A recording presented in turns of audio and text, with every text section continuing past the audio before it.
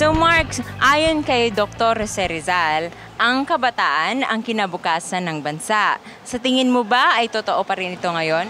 Hindi na. Bakit naman? Marami nang loko-lokong kabataan eh. Okay. Dahil? Dahil sa mga droga, ganun. Mag-addict, mga pasaway, magnanakaw, mga kitbahay, mga ganun. Para sa akin po, I still believe na the youth is our future. It all depends naman po kasi kung how we live our lives eh.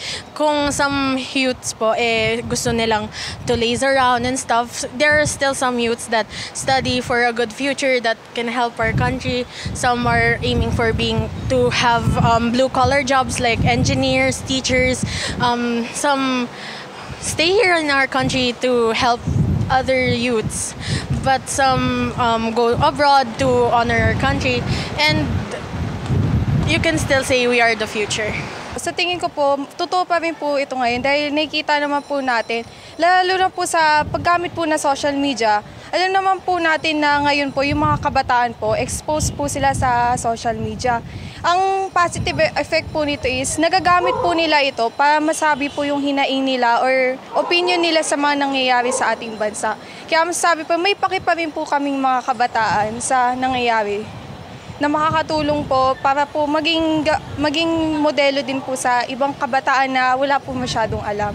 Kaya hanggang ngayon po kami pa po yung pag-asa ng bayan. Para sa akin po, opo. Kasi in our own ways po, gumagawa pa din po kami ng paraan para po makatulong sa bansa. Katulad po sa social media, yung mga hinaing po namin, parang pinapakita po namin doon. Tsaka po, may mga kabataan pa din po na kumikilos po para po makatulong. Tsaka para po mapakita po namin yung kakayahan po namin bilang mga kabataan. Yun po. Para sa akin, sila pa din ang pinakapundasyon ng magandang kinabukasan ng ating bayan dahil sila yung pinaka-nai-impluwensyahan ng mga ginagawa ng ating mga mamamayan. Sila yung parang kami, yung parang nag-a-absurd ng mga ginagawa ng ating mga kababayan.